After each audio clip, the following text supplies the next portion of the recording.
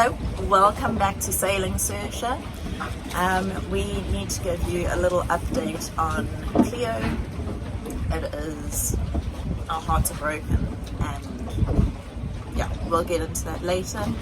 We're getting to final small projects now, so it's just little tweaks here and there, checking lines, making sure all the pipes are clamped correctly. For people who don't watch all the time, we're on a now a six week countdown to leaving Africa, to leaving South Africa. If COVID allows. We've just had this new Omicron variant that's come up, and we don't know how it's going to affect the rest of the world and whether we will be able to go across. But at this stage, we've just decided we're going to prepare as though we can go and hope that we can come the time. So we really are knuckling down now and just doing all the silly little jobs that we've been putting off because we've been busy with the big jobs. Just busy trying to figure out, we're just mounting the autopilot. It's actually a linear drive. These two plates, one goes here, backing plate, one goes like that. And then if I can get this thing out, this actually fits. This bolt goes through there, it sits like that, and the arm pushes it backwards and forwards like that. So we just put some sealant around on the back of this plate because it goes through this bulkhead, which has got some layers of glass over it, but there's still marine ply inside, so probably be best not to have that go rotten. And then we're just going to put this backing plate on the back here, same plan with a little bit of Sikaflex, the stuff, that stuff. With the plates, doesn't really need to be strong Sika, so we didn't opt for the strong adhesive sealant.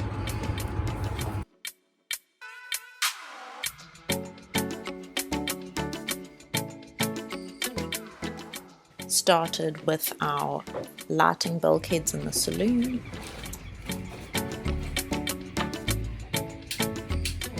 What are you doing? Resecuring all the lugs, and that's for part of our water maker system. Unfortunately, they were joined temporarily When we first put it in. when we first installed it. So now, going through the boat, trying to finish all the projects. There's a big part of our water maker with the pump. What's this here? Those are the initial filters. Yeah, close, yeah. Okay. So we really are just getting through, checking all the electrical connections everywhere and plumbing connections to make sure that everything is properly secured. Our horn has been intermittent for a while, so Colburn and Denver were trying to figure out what the problem was. But we have yet to find the problem. We are heartbroken. We had a little bit of drama with Cleo. The cat, for people who are watching every week. Don't cry. When you started.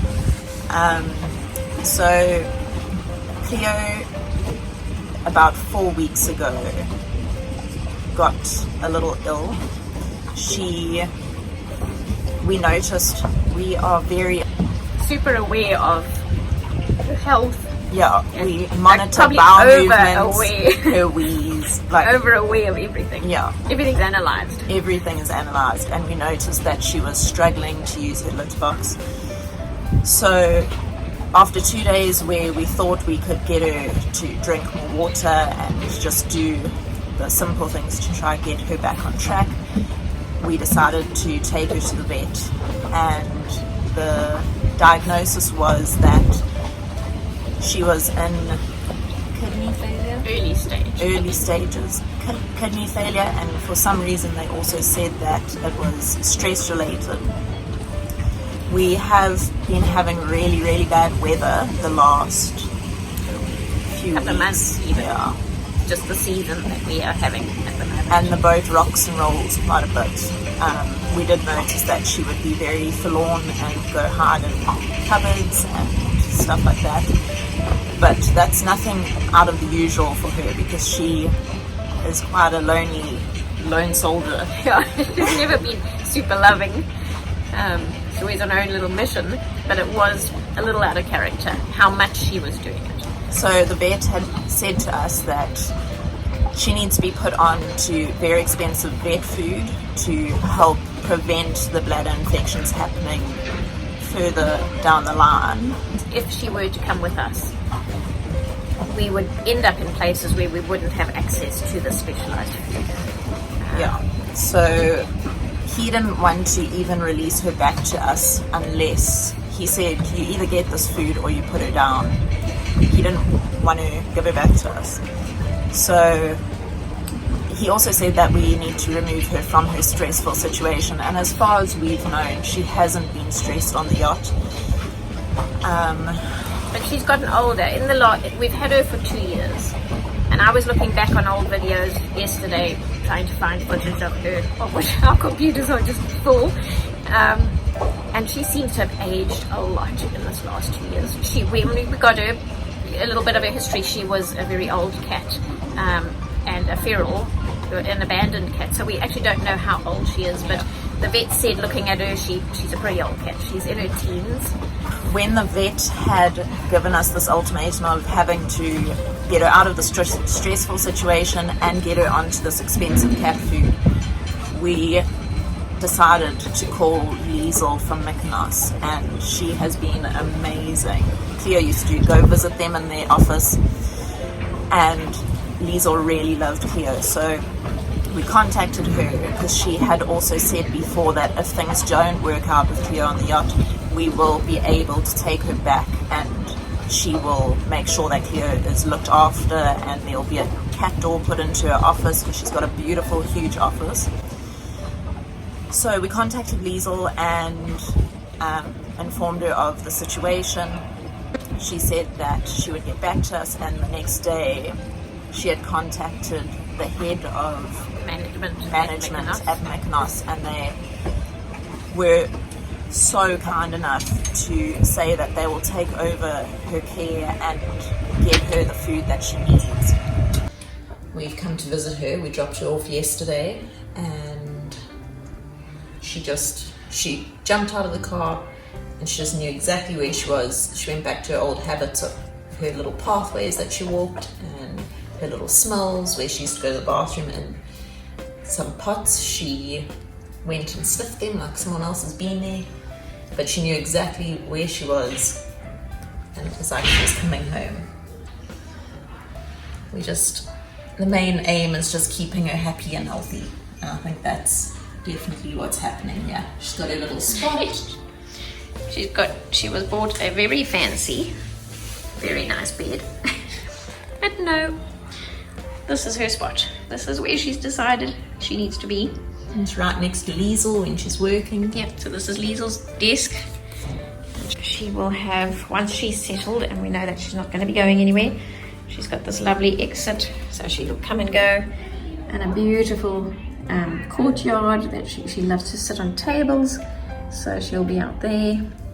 And all the other staff around Mykonos really know her too, so we were amazed when we arrived back here with her, and she's been gone for 2 years, and everybody was like, oh, hello Liffy. We would have loved to have gotten her into a home where she was a family's cat, but anybody who's ever worked in rescue knows that to home, first of all, an elderly cat, and then a cat that needs special dietary requirements, the chances of that happening are very, very slim.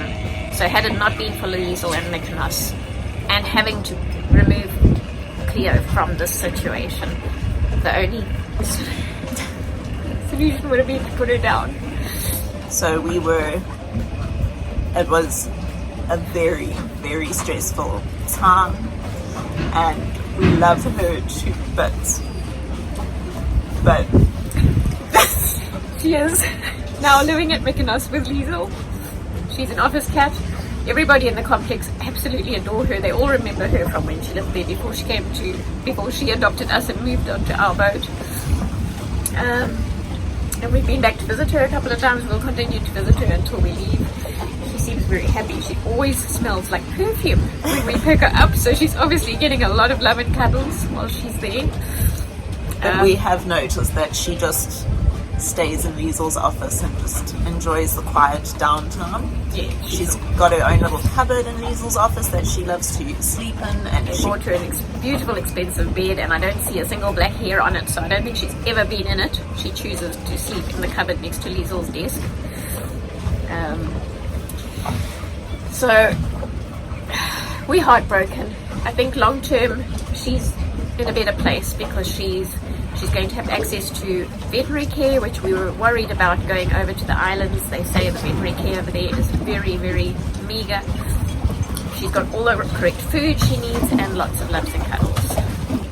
it's just terrible because she was our be-all and end-all of being on the boat and off the boat and getting back on the boat. We had to run and find her, give her lots of kisses. Yeah. When we were leaving, we had to make sure that she had a kiss goodbye.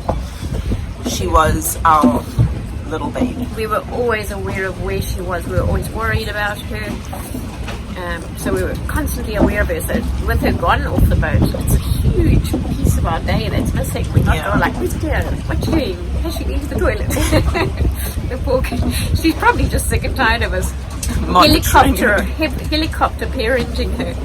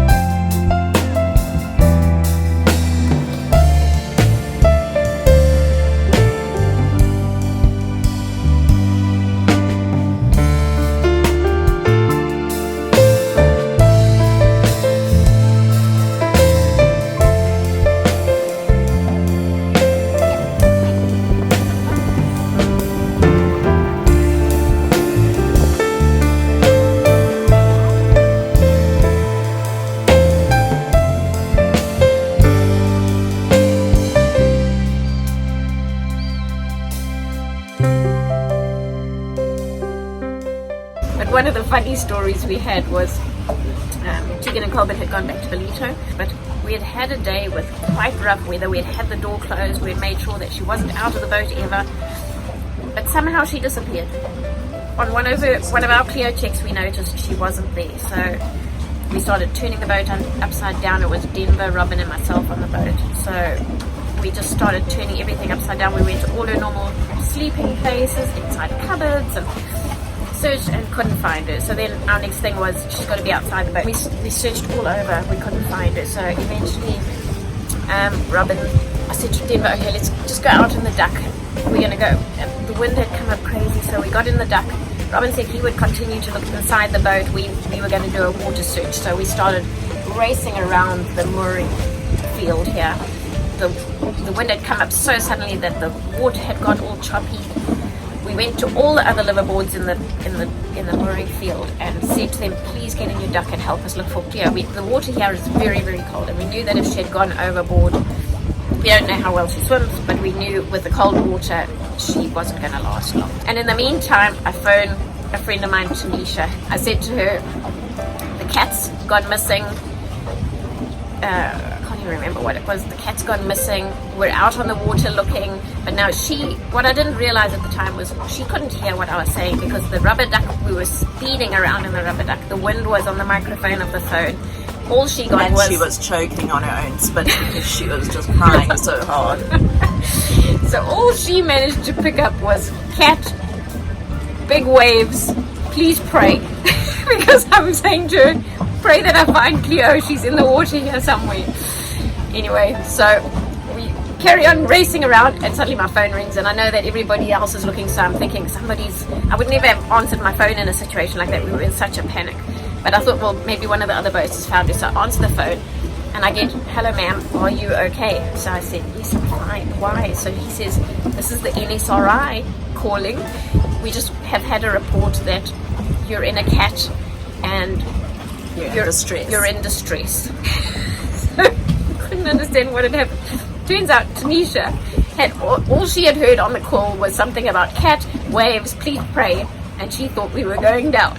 Somewhere we were going down. So I said to the NSRI, oh gosh, okay, I realized what was going on, and I said, no, we live on a cat, but I have a feline cat, and we think it's gone overboard, and I'm searching for it, but we are fine. So he confirms, so you sure madam, everything is fine? I said, yes I am. He said, I'll get back to the caller.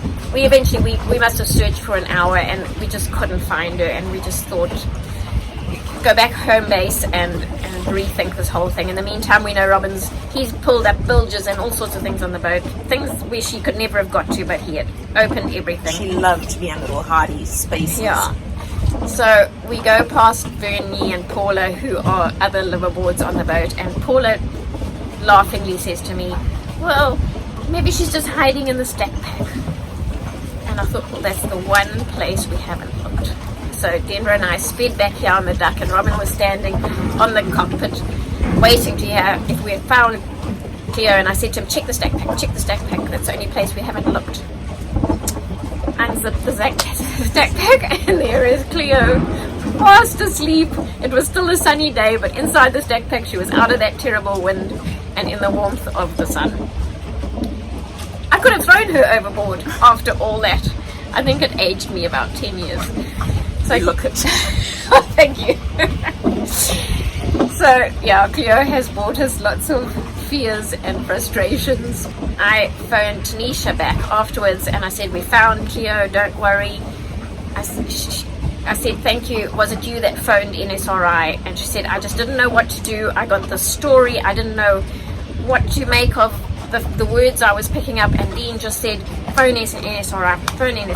But anyway, so NSRI got back to Tanisha and then went on to tell her that I had said to NSRI, our feline cat has gone missing, trying to explain the cat. So they phoned Tanisha back and said, the sea lion is missing. So it was an absolute shambles. Completely lost in translation. Yeah. We have to say a big thank you to Club Mykonos in Langebaan for taking Cleo and taking such good care of her. Thank you everyone for watching with us, and we'll have a new video out next week.